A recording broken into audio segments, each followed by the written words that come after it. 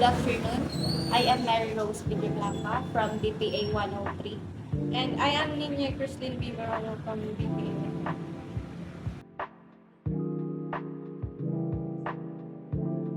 And we are here to interview Mr. Anthony about food security or pagpag So good and afternoon. global migration.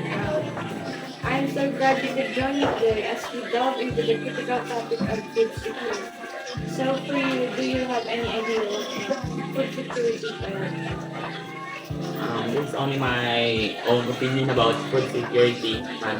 Food security is having a sufficient access to a safe and nutritious food. And with regard to pagpag, is it's the food from the trash. So as a Filipino, have you ever tried to eat pagpag? No, I haven't. So do you think it is healthy or Basically, it's not healthy because, as we all know, it's food from the trash, so it's not healthy. of disease?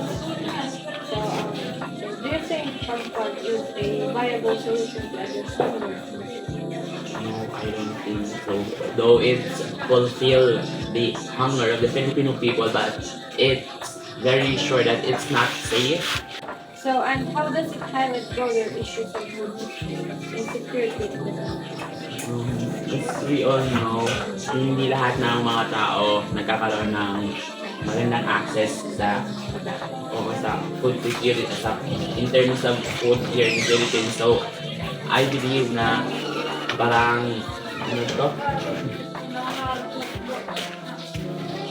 So, I believe baguhin yung sistema pag when it comes to food when it comes to food system here in the Philippines. Okay, so how can the Philippines address the ethical implications of food waste?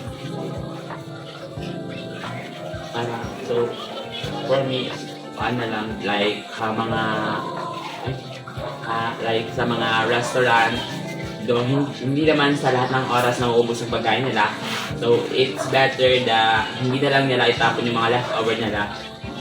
Bagkos na ibigay na lang nila sa mga taong walang makakain para hindi na sila pumunod sa mga basurahan. Like, pagpag. So, the second one is all about global migration. So, do you have any opinion about migration? Global migration for me is like the movement of people across the country or temporary or permanently. So, what are the main push and pull factors driving Filipino professionals towards abroad? For me, the main reason na nagpo-push sa mga Filipino na mag-abroad is the low salary. Alam naman natin sa Pilipinas na kahit professional ka, maliit pa rin yung sweldo. And the main factor na nagpo-pull sa mga Filipino to go abroad is, of course, the high salary. Yes, high salary and good life, a good life. Question number 2. What is your belief in the role of the Philippine government and industries in addressing brain and skills mismatch by improving local job opportunities, especially in key sectors like healthcare and education?